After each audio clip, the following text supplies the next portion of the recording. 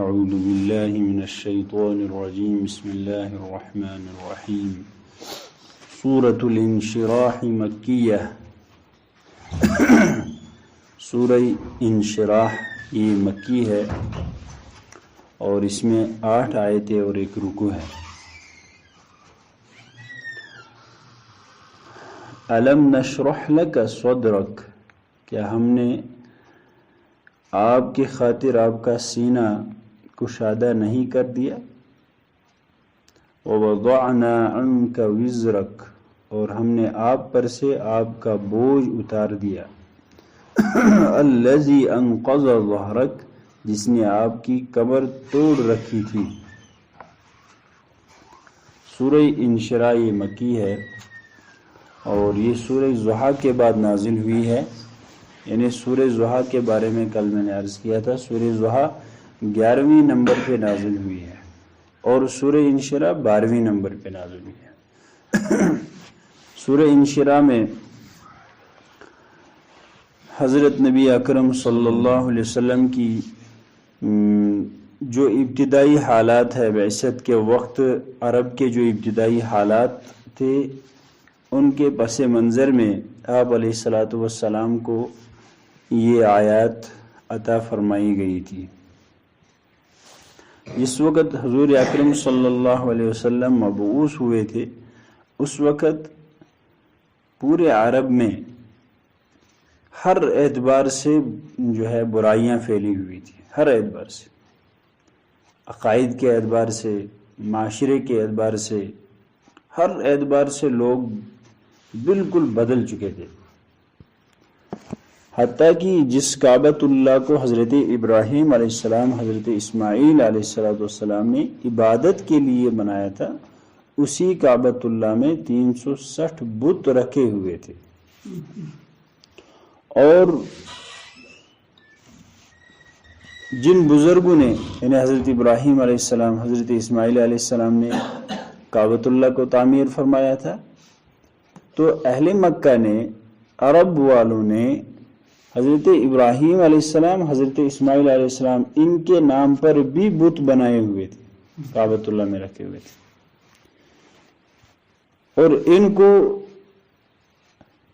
ہر ایک وہاں کا رہنے والا باعزت سمجھتا تھا۔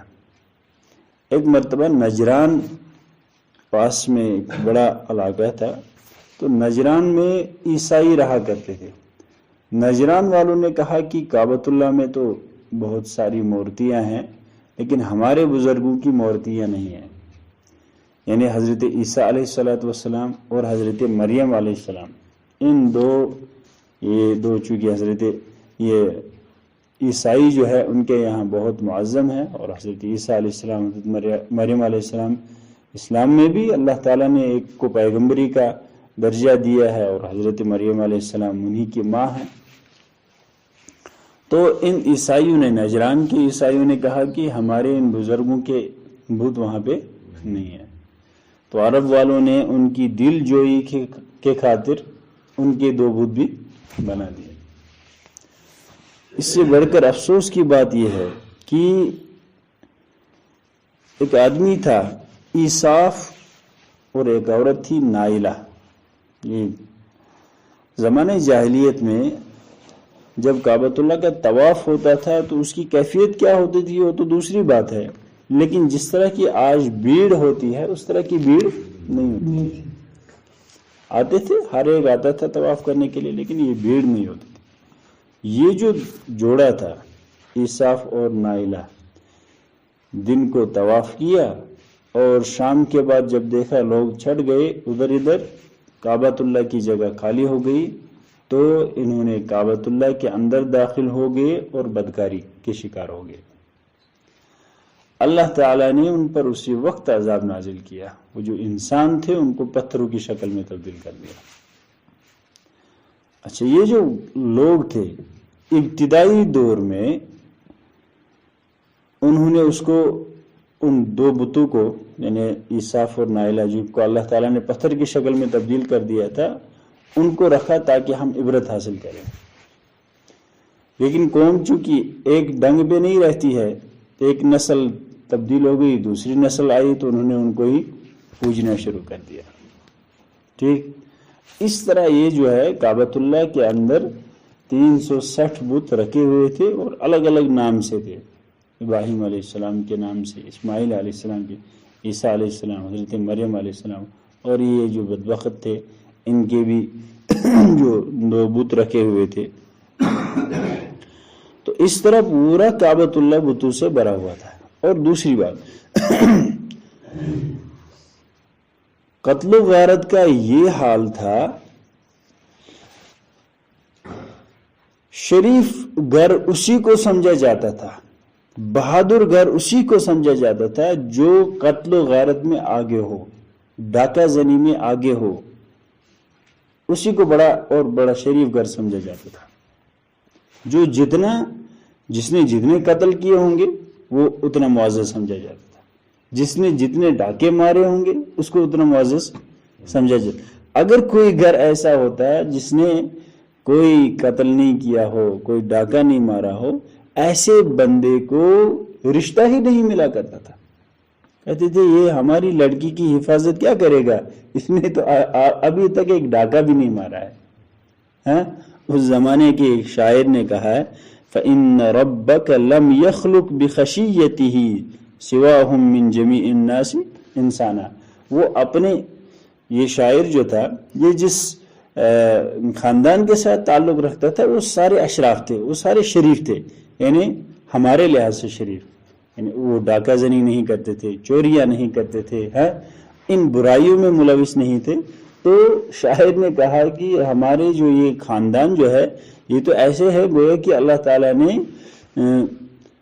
اپنی خشیت کے لیے صرف انہی کو پیدا کیا ہے، اپنے ڈر کے لیے صرف انہی کو پیدا کیا ہے جو انہوں نے اپنے اوپر لیا ہے، باقی کسی نے وہ چیز، باقی گویا کہ ان کے علاوہ کوئی انسان ہی ہے ہی نہیں.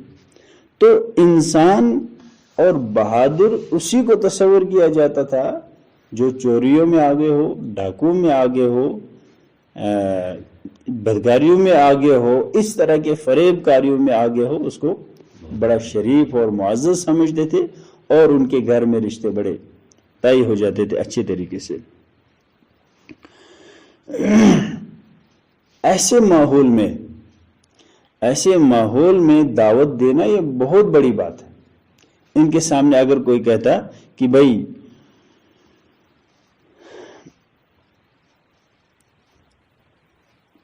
ایک اللہ کی عبادت کرو، معبود ایک ہے، اس کے سوا کوئی معبود نہیں.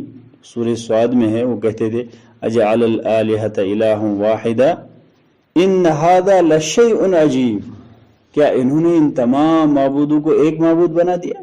یہ تو عجیب سی بات ہے. یعنی اتنا ذہن بدل گیا تھا کہ ایک معبود کا تصور ہی ان کے ذہن میں نہیں. اب اگر کوئی ایک معبود کی دعوت دیتا تو وہ کہتے ہیں عجیب بات ہے. آج تک ہم 360 بتوں کو پوجتے آئے ہیں جو صرف کعبۃ اللہ میں ہیں. پھر وہاں جو ہے یہ پہاڑوں کے اوپر تو الگ الگ بت رکھے تھے، دائیں سے ایک، بائیں سے ایک، ادھر ایک، ادھر ایک. آج تک تو ہم کروڑوں بتوں کو پوجا کرتے تھے. اب اگر کوئی یہ کہہ رہا ہے کہ ایک بت کی، ایک معبود کو مانو تو ھذا لشیء عجیب، یہ ان کے یہاں بہت عجیب سی بات تھی. اگر ان کو کہتا کہ قولوا لا الہ الا اللہ یستکبرون، اگر ان کو کہتا لا الہ الا اللہ پڑھو تو اس پر بڑے تکبر کرتے تھے، بڑا گمنڈ کرتے تھے. ان حالات میں نبی رحمت صلی اللہ علیہ وسلم کو مبعوث فرمایا گیا. تو ان حالات میں دعوت کا کام کرنا، ان حالات میں دعوت دینا، یہ تو دل جگرے کی بات ہے. قرآن نے ایک اشارہ اسی کی طرف دیا، الم نشرح لک صدرک. کیا ہم نے آپ کو شرح صدر نہیں کیا؟ ہمارے یہاں معمولی تھوڑا سا تناؤ ہو جائے تو اس تناؤ میں حق بات بیان کرنا مشکل ہوتا ہے کہ ابھی ماحول نہیں ہے، ابھی یہ نہیں ہے، ابھی وہ نہیں ہے.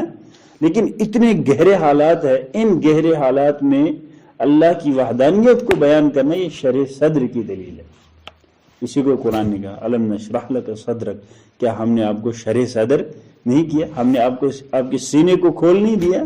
تبھی جا کے آپ جو ہے کفار مکہ کے سامنے علی اعلان پہاڑی کے اوپر چڑھ کر اعلان کر رہے ہیں، لوگوں قولوا لا الہ الا اللہ تفلحون، تبھی جا کے آپ کبھی جو ہے ابو جہل کے پاس جا رہے ہیں، کبھی عتبہ کے پاس جا رہے ہیں، کبھی شیبہ کے پاس جا رہے ہیں، کبھی بڑے بڑے سرداروں کے پاس جا رہے ہیں، کیوں؟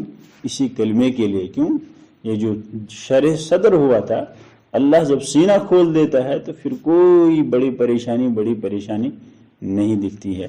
اللہ پاک ہمارے دل کو بھی اپنے دین اور ایمان کے لیے کھول دے، قرآن پاک کا فہم اور قرآن پاک کا سمجھ نصیب فرمائے۔ وآخر دعوانا الحمدللہ رب العالمین۔